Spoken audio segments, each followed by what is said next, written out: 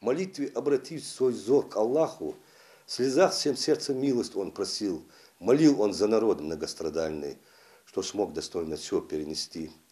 Цвети в веках наш край великолепный, и наш народ достойный всех похвал. Это одно из самых близких его сердцу стихотворения. Произведение «Выселение» Муса Мужихоев посвятил всем депортированным народам. Пишет поэт не только в историческом, но и в юмористическом, философском, религиозном жанрах. Свое первое стихотворение загрузил в соцсети недавно, однако уже получил признание от своих читателей. Изучал историю, литературу, русский язык, наш язык, филологию, физику, химию, я любой предмет всесторонне изучаю, потому что поэт, готовлясь себя к поэту, я занимался заранее, потому что поэт, это не просто сел, написал стихотворение, нужно написать стихотворение, произведение, именно произведение, чтобы читатель, чтобы донести до читателя вот хорошую идею, хорошую тему, чтобы читателю понравилось, чтобы читатель понял, о чем ты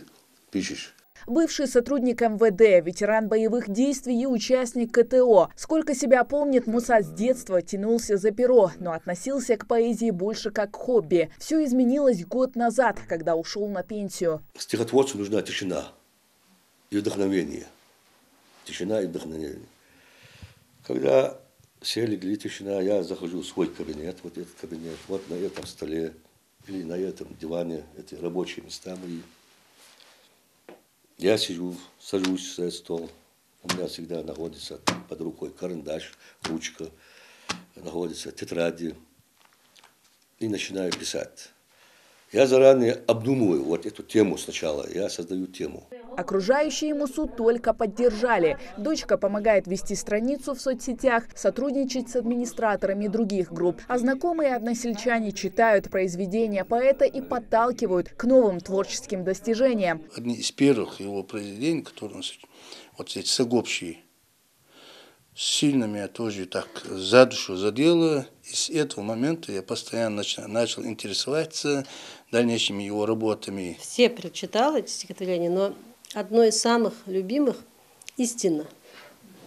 Потому что там все связано вот именно вот с жизнью, с каждый раз, с чем мы сталкиваемся. Я часто слежу за его новыми стихами.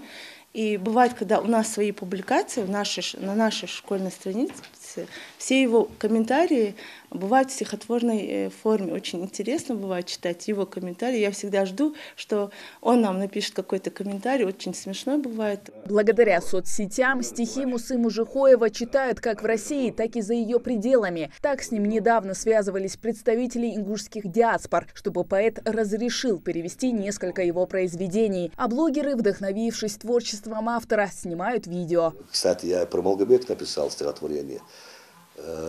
Про свое село Сагопщи написал. Сейчас собираюсь написать стихотворение, торжественную оду, можно сказать, в честь нашей столицы, города Магаса. И после хочу написать про нашу старый, добрый Назрань, тоже стихотворение я такое душевное напишу. У Мусы Мужихоева еще десятки неопубликованных стихотворений, но выставлять их поэт собирается понемногу, чтобы читатель лучше проникся. Каждое произведение он переписывает по несколько раз, пока, как кажется автору, оно не станет идеальным. Хава Гайзикова, Мухаммад Дарсигов, Новости 24.